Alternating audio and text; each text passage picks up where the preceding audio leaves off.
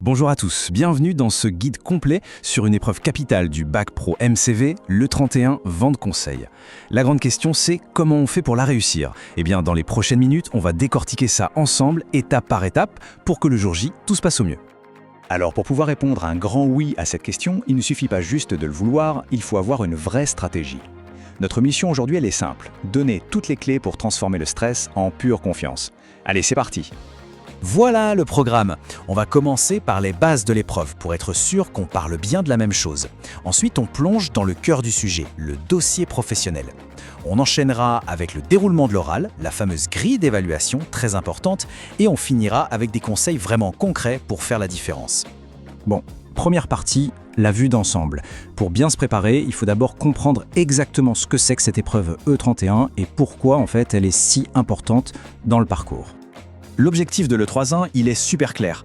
Il s'agit de voir comment sont mises en pratique les compétences du bloc conseiller et vendre. On oublie la théorie pure, les livres. Ici, ce que le jury veut voir, c'est un vrai savoir-faire en action. Que ce soit pour analyser un marché, mener un entretien de vente ou en assurer le suivi. Du concret, du concret, du concret. Et attention, on ne rigole pas avec le poids de cette épreuve.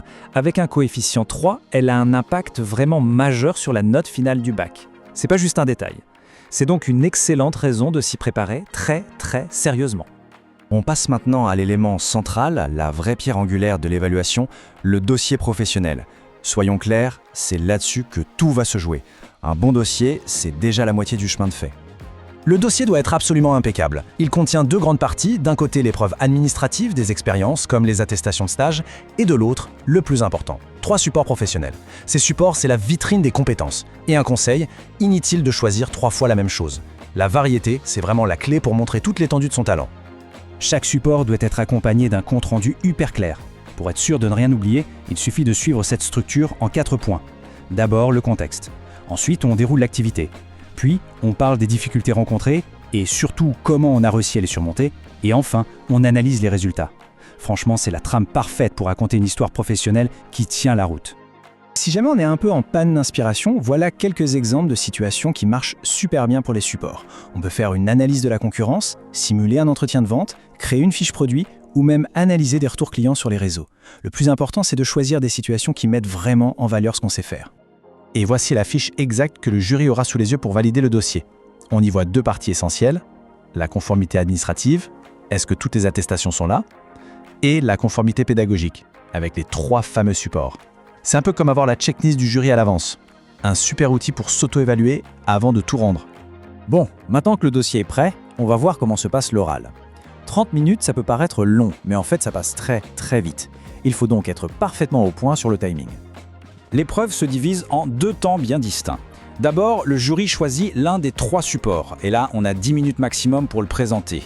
Le point crucial, sans être interrompu. C'est le moment de briller, de dérouler son histoire. Ensuite, pendant les 20 minutes qui restent, c'est un entretien. Le jury va creuser, poser des questions pour évaluer en profondeur les compétences. Le jury, c'est un duo complémentaire. Il y a un professeur qui va s'assurer que les concepts théoriques sont maîtrisés et un professionnel du secteur qui, lui, voudra voir la fibre commerciale, le côté pratique. Le défi, c'est de montrer au premier qu'on a bien appris ses leçons et de prouver au second qu'on est déjà prêt pour le terrain. Allez, on passe à l'arme secrète de la préparation, la grille d'évaluation. C'est simple, si on sait précisément sur quoi on va être noté, on sait exactement où concentrer ses efforts, c'est un avantage énorme. La note finale, elle dépend de l'évaluation de 6 compétences clés qui sont détaillées sur cette grille. On y retrouve des choses comme la qualité de l'analyse du marché, bien sûr, mais aussi la capacité à argumenter et à communiquer de façon vraiment pro. Chaque ligne de cette grille, c'est une occasion de gagner des points. Prenons un exemple hyper concret, l'argumentation. Un candidat de niveau novice ne saura pas trop quoi dire, il n'argumente pas.